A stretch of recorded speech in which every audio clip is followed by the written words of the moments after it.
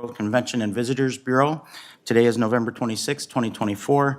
I am the chair, Justin Olson, and I am calling this meeting to order. Our first order of business is the Pledge of Allegiance, so please stand. I pledge allegiance to the flag of the United States of America and to the republic for which it stands, one nation, under God, indivisible, with liberty and justice for all. Thank you, everyone. Alexa, would you please do the roll? Director Grisula? Here. Director Hansen? Here. Director Levine? Here. Director Olson? Here. Vice Chair Kambata? He's here. Here.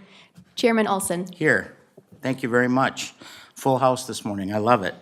Our next item of business is item 4, which is adoption of the agenda. I will seek a motion to approve the agenda for today. I'll make a motion. Thank you. We have a motion by our board member Olson, and do we have a second? I'll second. We have a second by board member Levine. Any further discussion on this item? All those in favor of the agenda, please signify by saying aye. Aye. Opposed? And the agenda has been approved. Item number 5 on the agenda is approval of the minutes. We have 2 different meeting minutes to approve. First, we have the meeting of 2/27/2024. Did anybody have any changes or corrections they wanted to make on the minutes? Okay, those will stand approved by unanimous consent. And then we also have 6/4/2024 meeting minutes. Any changes or recommendations on those? Okay, those also stand approved by unanimous consent. We will move on to item 6, presentations. And our first presentation this evening is the 2024 holiday events in Cottage Grove. I had a chance to see this on Wednesday night, and Molly did a fantastic job. Let's see if she has the same juice in the morning that she had at night. She's more of a morning person anyway, so we're probably going to get a little extra today. All right, Molly, go ahead. Good morning, everyone. My name is Molly Petrozewski, and I'm here to speak on behalf of the Cottage Grove Parks and Recreation Department. We have a ton of holiday events coming up here in Cottage Grove, so I just wanted to quickly give you a brief overview of all of those events coming up. The first one that we have on here is the Hail to the Bird 5K race this Thursday during Thanksgiving holiday events. At Hamlet Park, the race begins at 9 a.m. and all money raised goes through the Holiday Train Committee directly to the Friends in Need Food Shelf. So it's a great morning event. You can still register online via ActiveNet. Just do ActiveNet and then Hail to the Bird keywords, or you can register on site as well. It's a great event. You can see it's a crowded, usually just shy of about 1,000 people. So we invite the community to come on out and support the food shelf right away Thanksgiving morning. Our Holiday Lights Tour efforts have begun. So the map is going to be coming up soon, but you can still enter your addresses online now through December 15th is the last date that we'll update the map. So if you go to the City of Cottage Grove's website, there's a link on there. You can enter your home address or maybe another family member's address who you know is brightly lit here in Cottage Grove, and then the website makes a map. So on the flip side of that, if you're a family in town looking for something fun to do on a Friday night, Saturday night, pack up the kids, punch in that map on your phone, and take a tour around Cottage Grove to see all the houses lit up. Typically, we have between about 30 and 40 houses, so it makes for a great event night out with your family. Hometown Holiday is coming next week already. We're going to feel the pinch now with 3 weeks between Thanksgiving and Christmas, so it's already next week, which is, you can see as you pull into City Hall, things are starting to change a little bit outside. So next Thursday, December 5th, from 5 to 7 p.m., we will be hosting the Hometown Holiday event here at City Hall. It's a great event. Santa, Mrs. Claus, live reindeer, food trucks, kids games. We light this whole trail with about 30 inflatables going down the back of City Hall. The Park High School Choir will be here, free cocoa and cookies. Wagons are going to start delivering people from either the Washington County Building or the Hero Center at 4:30. And then Mayor and Santa and Mrs. Claus will pull in via fire truck at 5 to light the tree and kick off the festivities. Again, another great event, hoping the weather warms up a little bit. It's a little cold this morning out there, but it's a great, just kind of hometown holiday event. We invite people to come out for the night. Breakfast with Santa at River Oaks is sold out. So this updated already. So if you have your tickets, you guys are set. Otherwise, Breakfast with Santa at River Oaks is sold out on Sunday, December 8th. CPKC Holiday Train is one of the larger community events that I have the pleasure of working with throughout the year. So the train is scheduled to arrive Wednesday, December 11th. The train will arrive at 5:15. Festivities begin at 3:30 with food trucks, merchandise, on-site warming, lots of fun activities down at the holiday train stop, which is really adjacent to the Youth Service Bureau. It's kind of a pillar in the community. If you know where the Youth Service Bureau is, that's exactly where the train stops across from it. All of these funds, so what does it say? This is the 20th year that we have had the CPKC Holiday Train stop in Cottage Grove. It's not a given. So our community strongly supports the Friends in Need food shelf. So we were chosen as a stop again.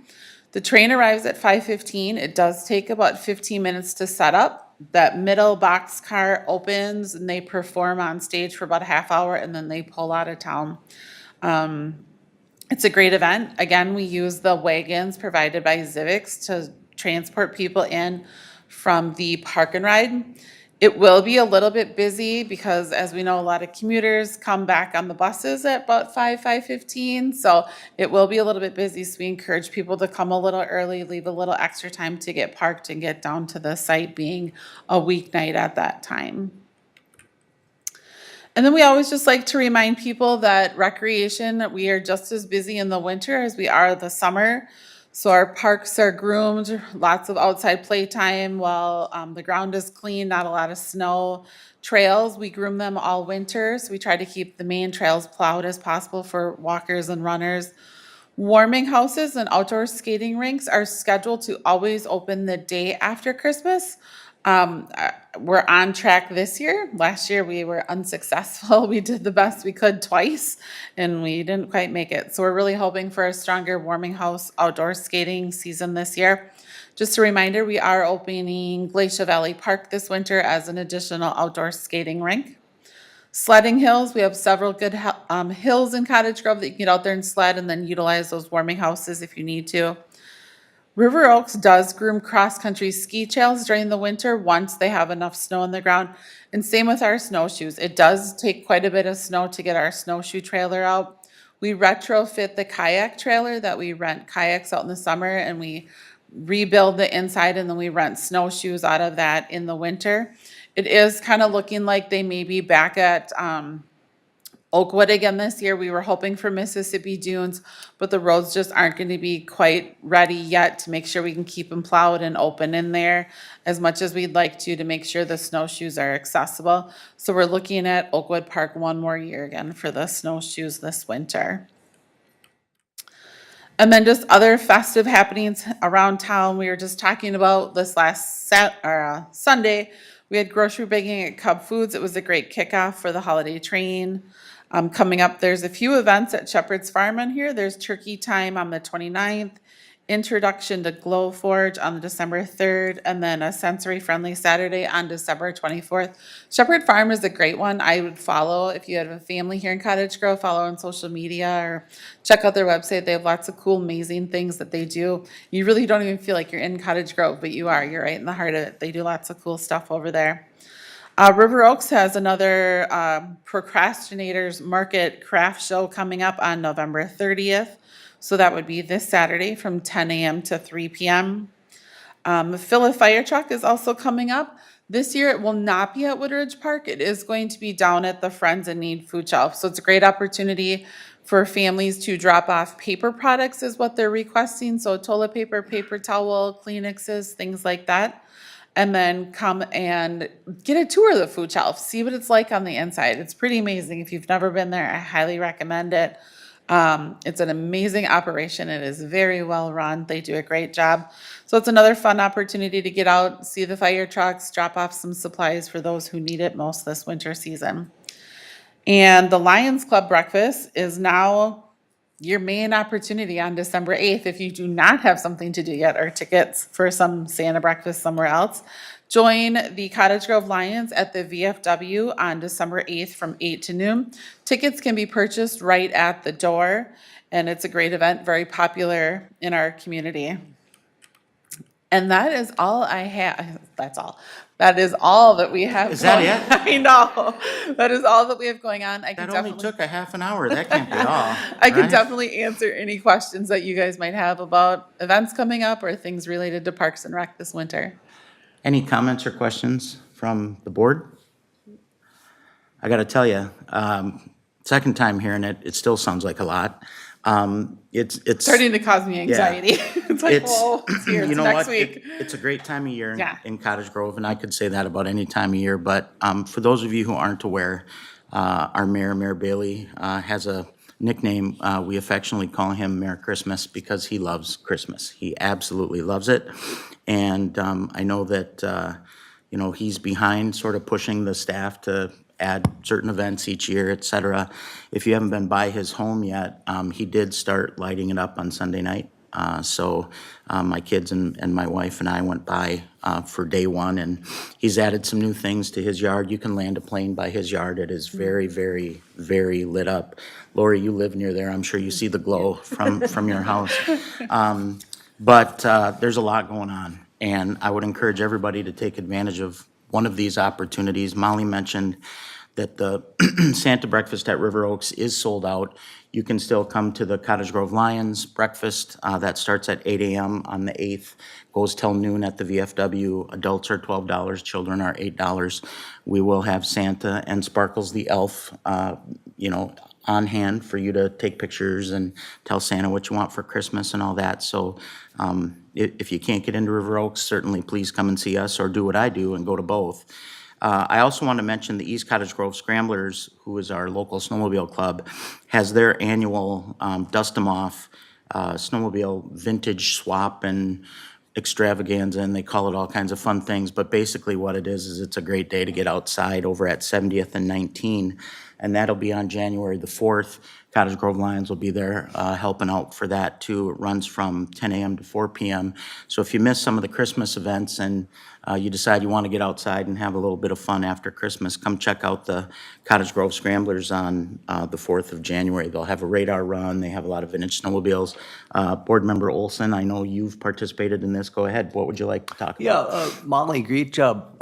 Most of these events are free. That's neat. Yes. That's neat for families, so thank you. Lots of opportunities to get Yeah. outside and play. That's very welcoming. It is.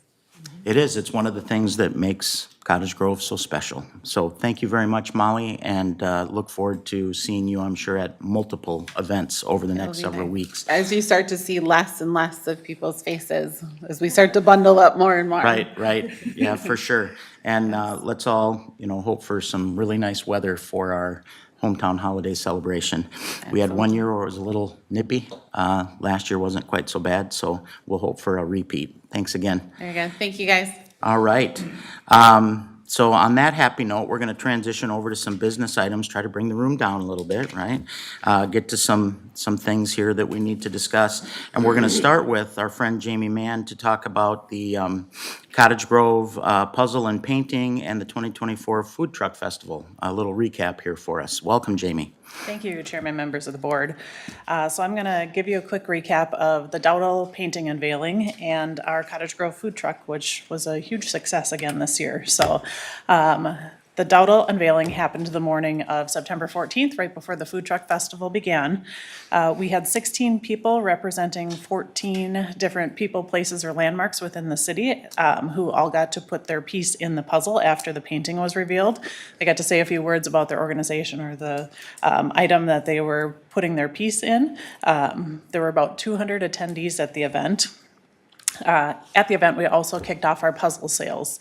So We sold about 540 puzzles that day between the unveiling event and the food truck festival. Eric Dowdle was at the unveiling to sign puzzles and take photos with people as well, and then he came down to the food truck festival because we had done a coloring contest with some kids.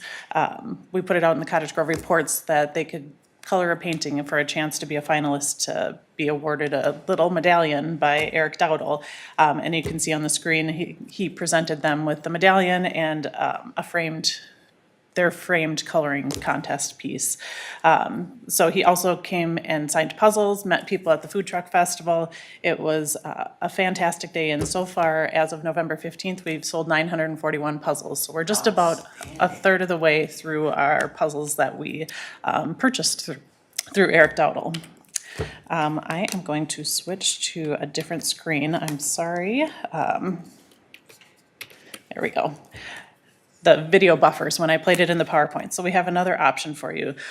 This is a great video, a drone shot by SWCTC, so you can kind of see the full scale as I'm talking through the details of the food truck festival.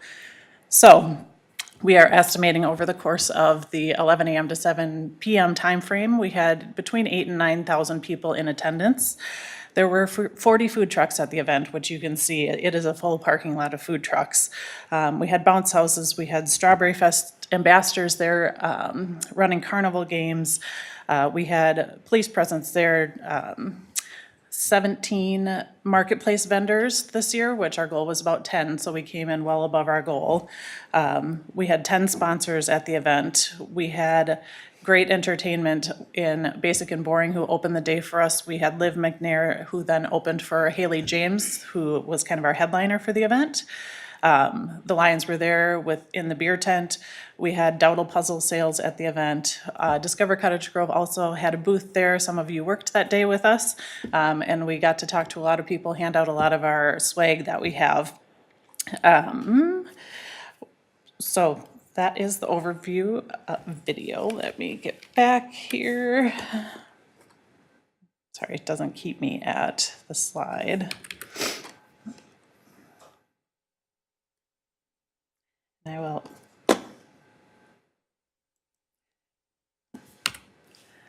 pull up our revenue.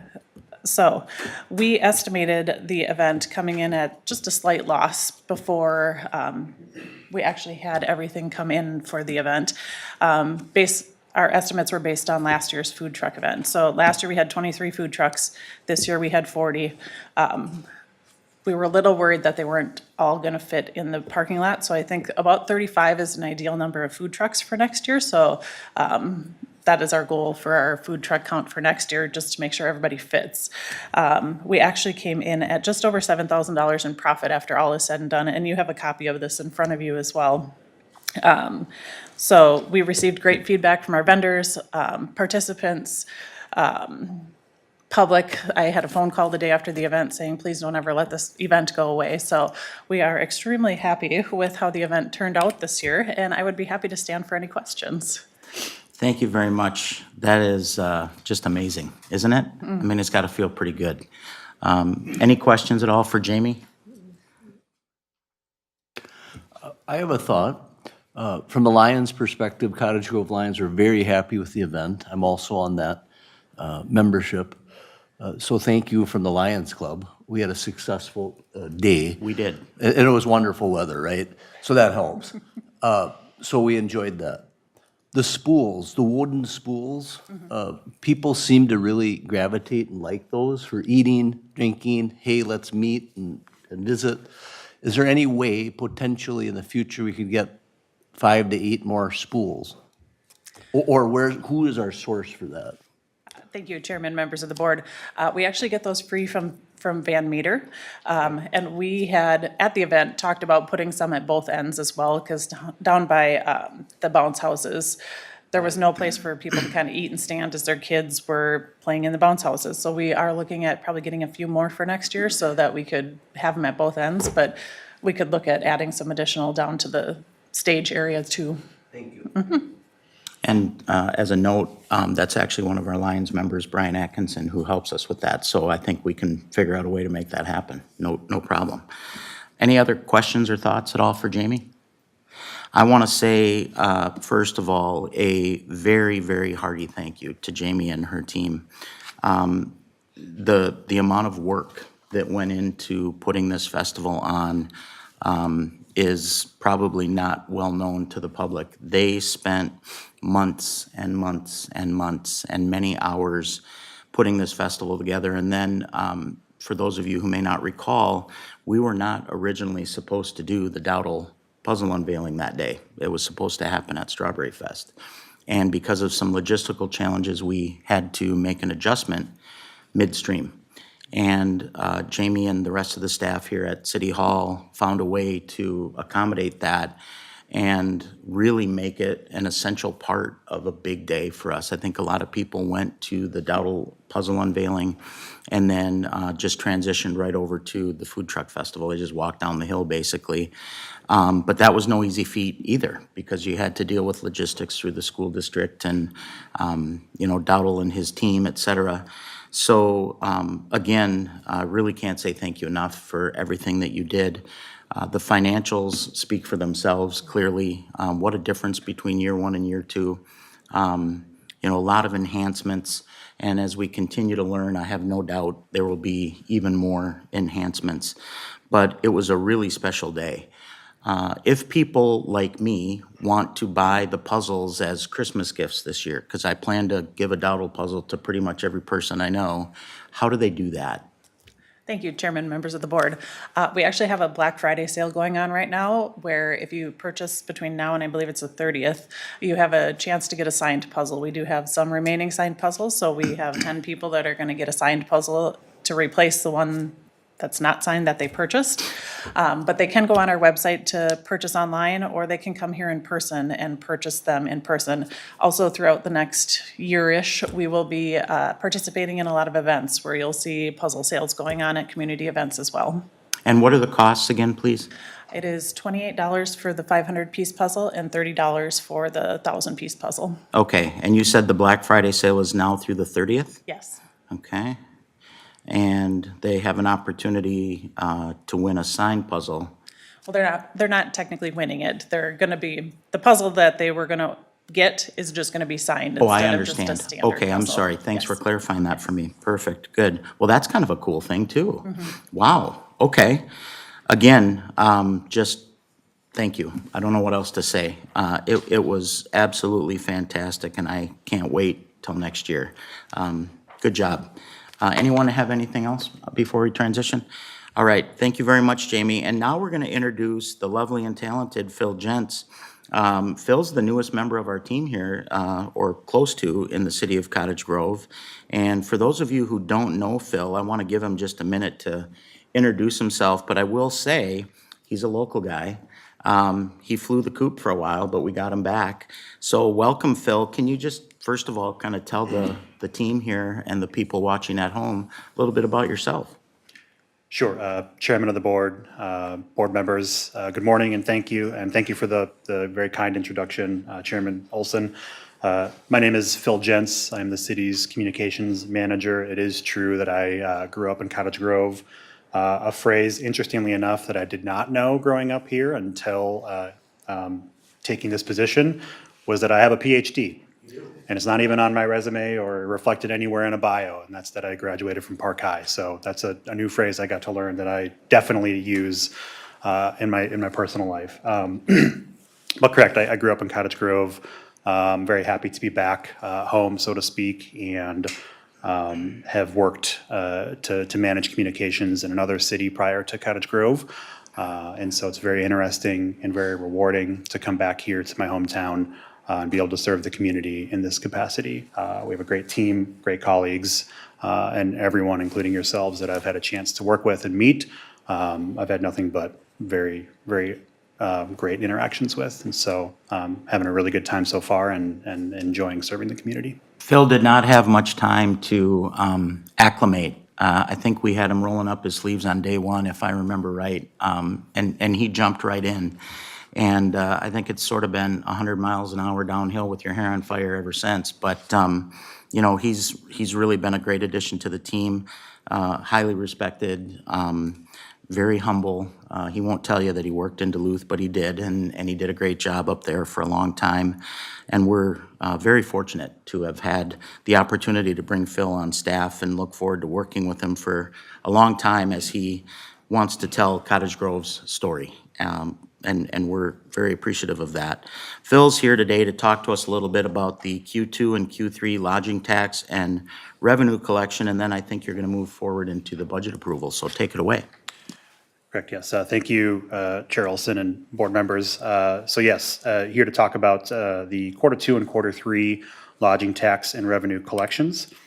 So the 2024 budget uses a 63% occupancy rate when calculating our 2024 lodging tax projections. We also know that lodging typically does dip down in the winter months in Cottage Grove, and then goes up in the warmer months. Nothing too surprising there, but just something to point out.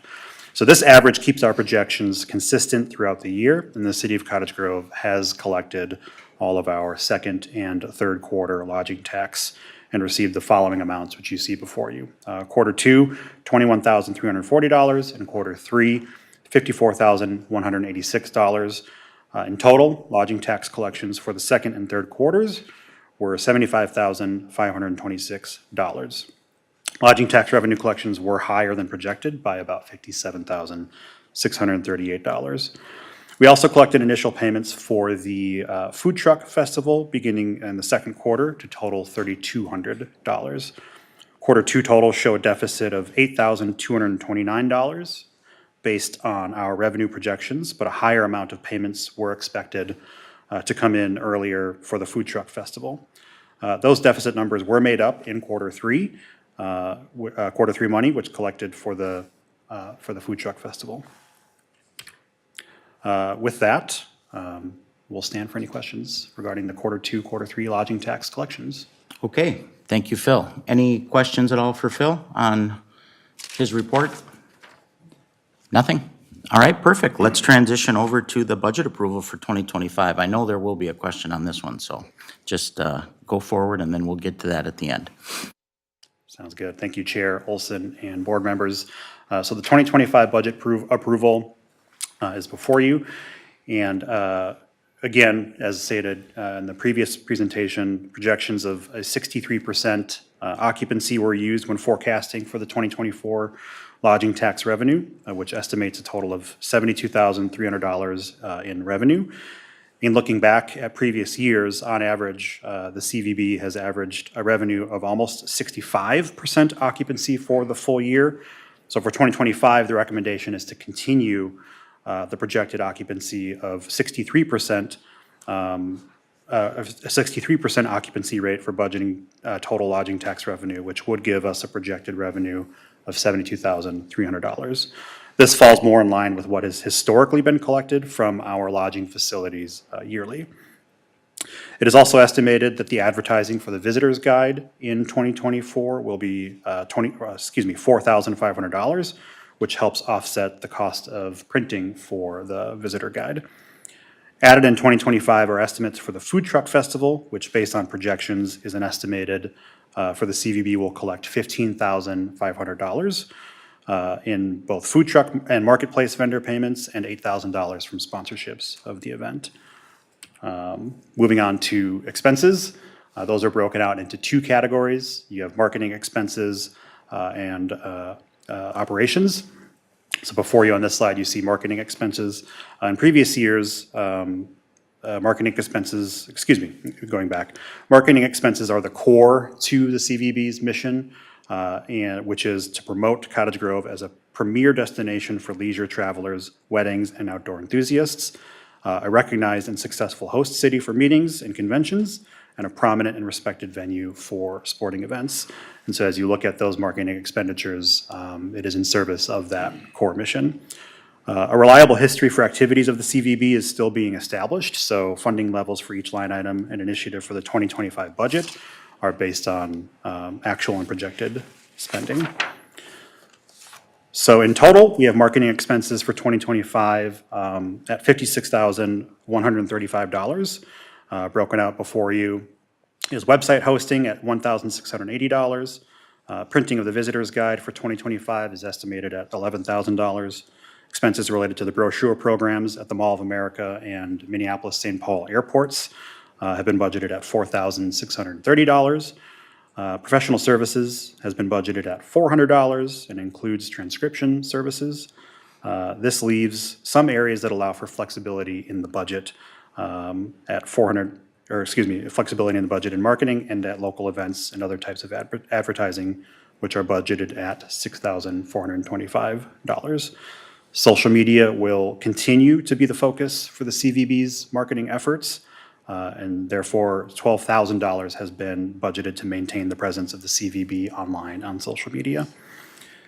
The second category of expenses, operations. Many of the operations expenditures are for day-to-day expenses, things like office supplies and postage that equal $1,100. And in 2025, the Visitors Bureau will continue its membership with the Minnesota Association of Convention and Visitors for $410 and has $1,700 budgeted for continuing education, which does include the MAC Phoebe annual conference. $3,615 is budgeted as the 5% administrative fee that is paid back to the city of Cottage Grove for facilitating the CVB. And then contractual services to the city of 25% covers services like accounting, audit, clerical, legal services, which totals $17,171.25. And finally, the largest expense is for a portion of the salary and benefits of a communication specialist position at $24,000. So with total revenue projections of $100,300 and expenses projected at $104,131.25, it equates to a net loss of $3,831.25. Which you see here. And so moving forward, the CVB is still determining best practices and methods for marketing the city, which you'll hear a little bit more about later. And then also the 2025 budget is meant as a guide that allows for flexibility to adapt and change as we move forward. So with that, there is a motion before you. Thank you very much. Before we look to approve this budget, I want to see who might have some questions. Vice Chair Kambata, I know you had a question. Go ahead. On the projected revenues for food truck donations and sponsors, it's line 3812 for June, July, August, and September. The vertical column doesn't add up for those 4 months, but then the end of year totals do. So I don't know if that's just a quirk with the Excel spreadsheet to get the formula right, but it didn't seem to affect the overall math in the totals column, but it's just something I noticed. Is that those 4 months, the subtotals are $2,000 off on each of those months. Chairman of the board, Board Member Kambata, thank you for pointing that out. We will look into that further, and if any corrections need to be made, we will certainly make those. Thank you. Yeah, that stood out to me too. And it could just be the way we're interpreting the data, but it just appears, using my PhD, that the math doesn't math. So if you guys could check that, that would be much appreciated. But to the Vice Chair's point, when we look at the totals, on the far right-hand side, everything appears to be accurate. So just something to check into. Any other questions at all on the budget, folks? All right, great. Well, then I will seek a motion to approve the 2025 CVB budget. I'll second. I I'll make a motion. All right, so I have a motion by Vice Chair Kambata. Do I have a second? I'll second. I have a second by Board Member Hanson. Any further discussion on this? All right, seeing none, all those in favor of approving the budget, please signify by saying aye. Aye. Opposed? Okay, thank you, Phil, and thanks for joining us this morning. Great to have you. Let's transition to Gretchen, who's going to take us through the 2024 Chandler Thinks Strategic Plan Update. Good morning. Thank you, Chairman. Good morning, everyone, members of the board. So we are going to talk a little bit about the updates for the strategic planning process. As you may recall, Chandler Thinks was selected in June to be the consultant that helps us develop the plan. They did their insight visits on October 7th and 8th, and we, of course, interviewed the CVB board, city council, the EDA, area businesses, city staff, and also the Cottage Grove Athletic Association was our last big interview, and that was on November the 10th. So we're essentially done with all the interview processes for right now.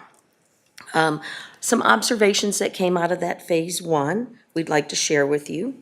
There was a recommendation to pare down the amount of content in the visitor's guide and make it more destination focused. There was a need for one or more brand hotels in the city. I'm sure that comes as no surprise to some of you who've been on the board of one. To conduct a short survey of larger businesses to see how many vendors, contractors, corporate visits they have each year, and how many overnight stays they may have, and what we may be missing. Most of the people in town for sporting events and tournaments stay at Woodbury, because 2 teams will fill up the entire Country Inn and Suites. And then the final recommendation, which was an interesting one, is that we should begin to think about creating destination marketing packages for not only our businesses, but kind of partner with other areas that are of interest, like Afton Alps or Afton, the Apples Orchard. But an example of a weekend package would include like staying at Hope Glen, having coffee or breakfast at Caribou, lunch at Junction 70, dinner at River Oaks, and then you could do things like, but depending on the time of the year, package golf at River Oaks or a massage at the Healing Place. And again, or like Shepherd's Farm does you can pick apples and learn how to bake a pie. So things like that, that kind of just expand not just our influence, but come stay here, and you're only 20 minutes from all sorts of things here and elsewhere. So that was a recommendation that we found very interesting. Phase one is now essentially complete. They will review their findings with the city administrator and staff on December the 9th. And then we'll send an interim report thereafter to the board and let you know about the phase one. And then we'll move on to the rest of the phases, which phase two is the gap analysis and the survey regarding the overnight stays. And that actually has already been sent out. We've received responses, and now the analysis of that will begin. Phase three, this is important for you all, because this is your SWOT analysis, which includes your goal settings. So I just received an email this morning from them. They're looking at January 9th, the 10th, or the 11th for a 2-hour meeting, which would be a virtual meeting with them. So if you can kind of just put those 3 dates, the 9th, the 10th, or the 11th, in your head, and make sure that when I send the email that we can nail down one of those 3 days. And then phase four, which will be the final report, the tourism action plan and the roadmap for the next 3 to 5 years. And then we anticipate that the report will be done sometime in mid-January, and it'll be presented to you in February. And with that, we'll stand for any questions that you have. Thank you for the update, G. A lot of interesting things came out of that, interview process, I think, both on behalf of those being interviewed and those doing the interviews because of their experience in this particular niche. And definitely, I think there's a lot of fun things ahead. What questions does the board have with respect to the Chandler Thinks update? I have a couple questions. Okay, Board Member Kursula. The first one was, what content were they suggesting that we remove from the visitor's guide? Well, my colleague Courtney is going to go a little bit more into that. But they were just saying that if you're going to be a tourist destination, be a tourist destination. Give people itineraries, things to do, like what I mentioned, right? Giving package deals. Why are they coming here? As opposed to things like recipes and book reviews and movie reviews. All of that's good. It's actually very good. But the idea is that at some point we need to split those apart so that when you're focusing on tourism, that's all it is. All the fun hometown holiday stuff and all of that can be a partial draw, but it's also for the community as opposed to visitors. So That makes sense. My second question, I thought it was an interesting idea, the partnerships with other cities to make packages. does Cottage Grove, do we have people that have good relationships with the city government in Afton or Hastings? Yes, we do, and of course, we have our we have our chamber as well. So, yeah, we do have relationships with folks, and we think we can build some interesting packages. And we also introduced the folks at Chandler Thinks to visit St. Paul and visit Minneapolis, sorry. And so we really think that we can do that 20 minutes. It's still ideal to stay here. We hope to still get another hotel or two. So you would come here and stay, and you would do all the fun things here, and you could still go pick apples, go skiing, whatever. Because, I mean, they're only just a few minutes away. So why not? The power of, in economic development, we always say the best place is our place, and the next best place is right next door. So, Thank you. Any other questions at all? I will say that from an elected official's perspective, we do have very good relationships with our Absolutely. partner elected officials in all of our surrounding communities. You know, I consider many of those folks colleagues and friends, and they always seem very willing to want to work with us to find mutually beneficial solutions to the challenges that we face. In fact, we meet once a year for a full workshop with City of Woodbury and their staff and council. We also have a little competition when we meet with them to kind of kick things off. And at this point, we've never lost to them. I just want to make that very clear for those people watching at home that, you know, there may come a day, but not while I'm around. Anyway, so thank you. I did want to make a couple of comments on Chandler Thinks real quick. One thing that I took away was Chandler Thinks very much stressed that tourism means an overnight stay. And we're adamant about the fact that we are extremely short when it comes to lodging. We definitely have a focus to try to gain additional lodging, and you mentioned sort of the brand names, and that is something that the city staff and the Economic Development Authority have been working on for quite some time. When the mayor and I went to Las Vegas this year for the ICSC convention, which we do every year to market the city, we spent a good amount of time talking with various brokers and you know, lodging purveyors to try to work towards gaining some additional foothold for lodging, because we do get a lot of tournaments here in town. You guys know that in the summer months. We have a lot of softball tournaments, baseball tournaments, things of that nature. In the winter months, our ice arena is continually packed. There's an awful lot of hockey tournaments that take place here, in addition to just the regular games. And it pains me to send those people away to eat someplace else and stay someplace else. So I think that is, for me anyway, one of the primary strategies that came out of that is we need to double our efforts on that. But it was really good to interface with them, and I look forward to their work. If there are no further questions, oh, go ahead, please. So I'll say that I was able to be a part of a few of those conversations along with a good handful of the chamber members. And that is the biggest thing probably that came out of that is because the topic of a potential for a hotel, especially a name brand hotel, every time I turn around, people are like, when is it coming? When is it coming? When, you know? So that's exciting to hear that, especially from our business park members, our businesses there, that it will be very well received and can't come quick enough. Yeah, I agree, because as our business park members continue to expand, and they do, they expand their footprints regularly, you know, they need to bring people in for meetings and conferences and all of those things, and where do they stay, right? So that's a challenge. Good. Any other thoughts on that? Vice Chair Kambata? Yeah, I'd like to kind of compliment what you said regarding, you know, sitting down with the people at Chandler Thinks. The takeaway that I took from it is we've got a lot of activities that draw people in, and the question kept coming up, well, where are they staying? And it's, well, they're staying in Woodbury, or they're staying somewhere else and coming here. And I think when he highlighted the fact that tourism dollars means keeping people here, you know, overnight to spend money to you know, eat and recreate and whatever, I think highlighting the fact of what, much to what Gretchen said, where our proximity to a lot of activities and recreational opportunities is about equal. And I think we need to try and use that to sell that, to bring in additional lodging. And again, keep those dollars here rather than being the stopover destination for somebody who's staying somewhere else. Absolutely. I couldn't agree more. Any other comments at all? Okay.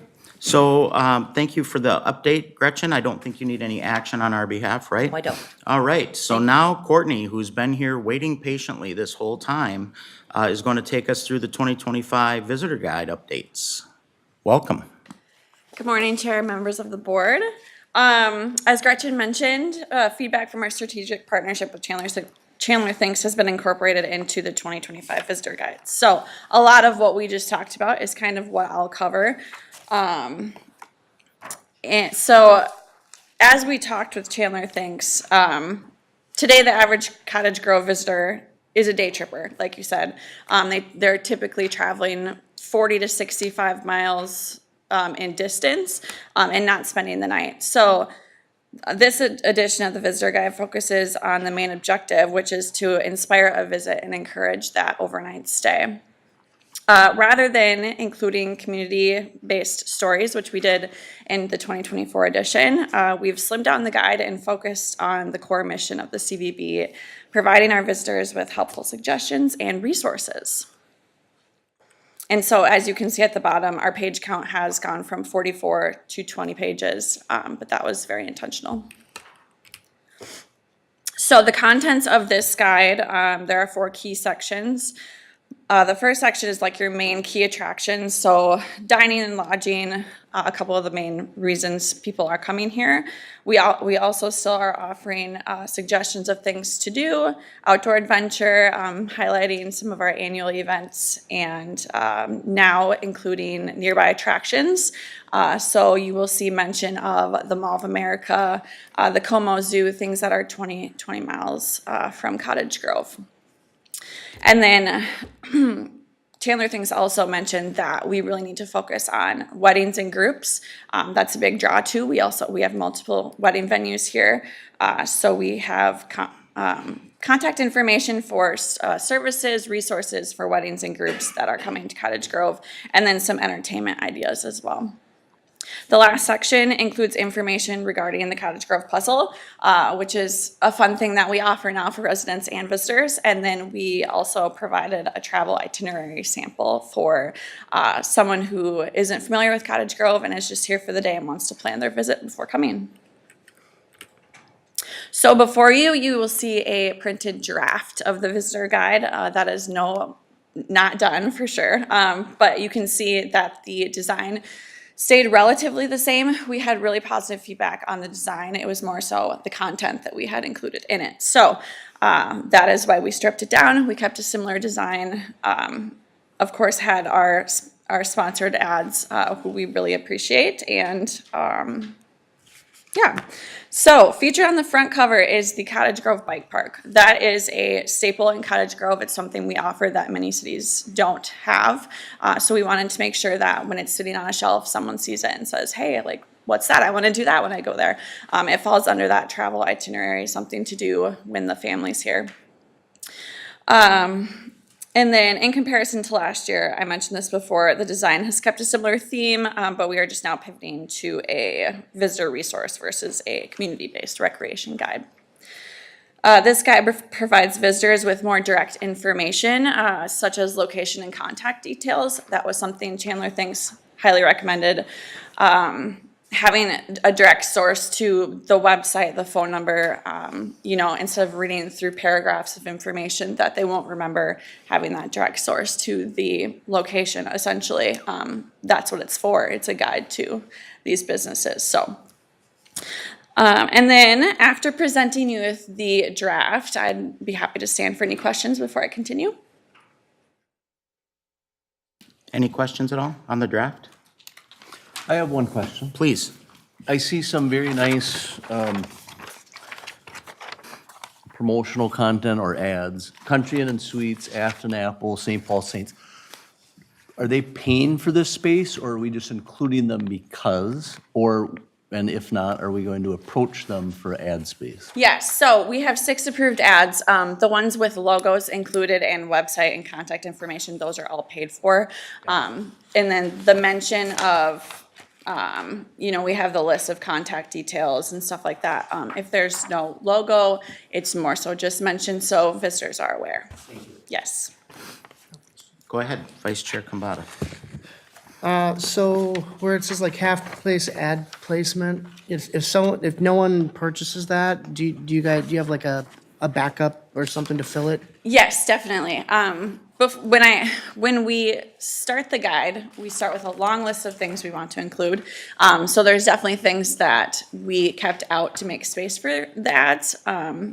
As of now, the ads are closed, but we do have potential space still, if needed, since this is not final. But yes, we do have information we can include there. Otherwise, no, I like the layout. I think it looks very attractive. Thank you. Thank you, Chairman. Board Member Levine? Yeah, I'll add too, this is beautiful. Again, you do such a great job every year. And I have a great understanding of how much work goes into one of these, so congrats on that. Just remind me again, when does this publish? It'll be distributed in January of 2025. Nice, okay, thank you. Yep. Any other questions? I have a couple myself, if you don't mind. I'm all for bringing people into the community, although I'm not sure Latin's probably the language we want to use in here. I know that that's just a default, but wanted to just point that out. But I was looking through the guide and trying to find references to some of our kind of unique outdoor venues, as an example, the disc golf course.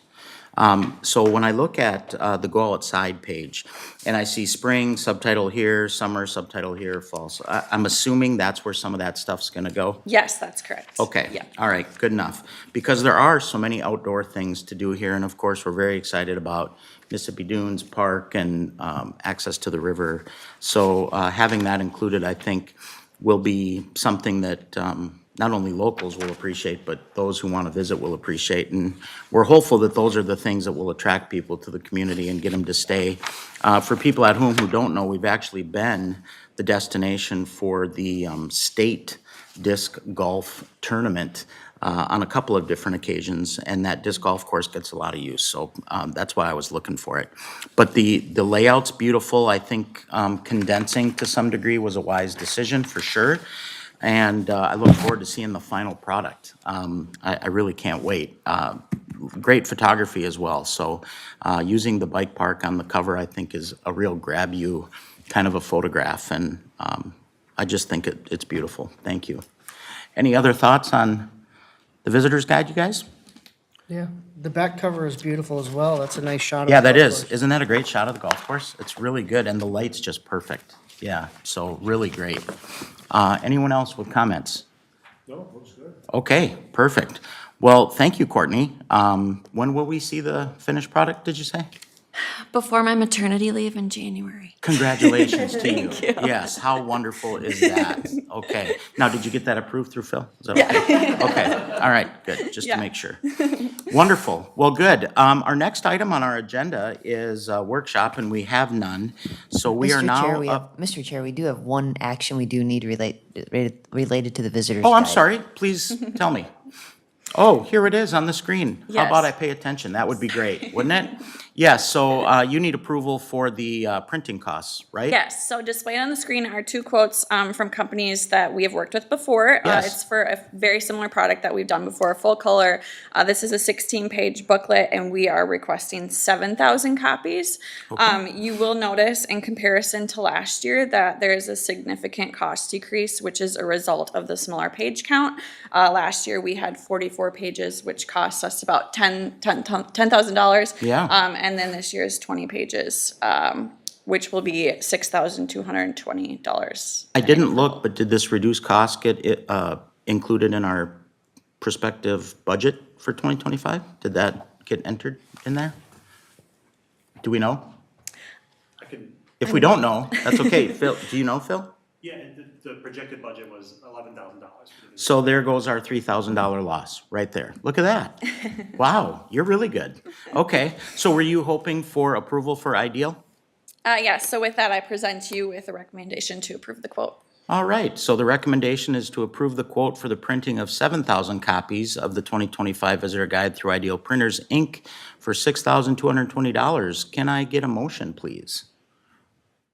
I'll make a motion. All right. I'll make a second. Board Member Kasula with the motion, Vice Chair Kambata with the second. Any further discussion on this item? All those in favor, please signify by saying aye. Aye. Opposed? All right, thanks for catching me, Jennifer. I appreciate that. Okay, good. So we are now up to number 8, workshop. There are none. Now we have board member comments. Does anybody have comments that they would like to share? No comments, okay. I do want to take a minute to thank our Vice Chair, Tony Kambata, for his service to the Cottage Grove Convention and Visitors Bureau. Tony will be moving on from his elected role here at the end of 2024, but I know he's going to stay involved with the city in various forms and fashions. And I'm not sure what all of that's going to look like, but I have a few ideas. But, you know, Tony's been instrumental in helping us drive this process. He's been a wonderful city council member and colleague, and he's just a really good guy. So I wanted to just take a moment to say thanks to Tony for everything that he's done for the board, for the city, and I look forward to your continued involvement in city policymaking.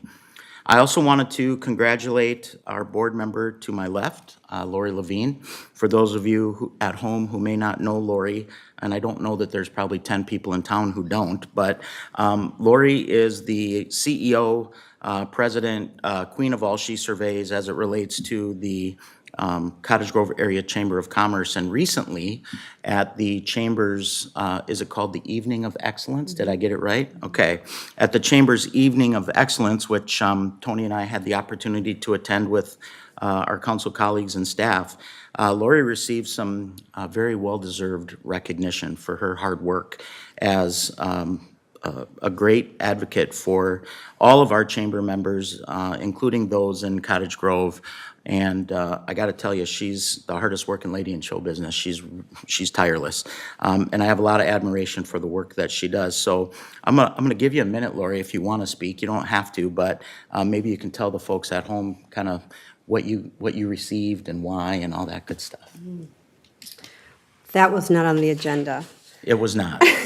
So thank you Welcome. very much. Yes, so I celebrated 5 years in my position at the Cottage Grove Area Chamber of Commerce as I'm president and CEO, along with the Women in Business Organization. So it was really exciting to see where the Chamber of Commerce was when I took the position to where we are now. And it's just so exciting to see where we're going to be in 5 more years from that. And so our partnership with our cities, with our members, with our businesses is just incredible to see kind of what can happen over the years. So thank you for that, those kind words, and I can't wait to see what the future brings. You have done so much to grow the influence of the chamber, not to mention just the membership count.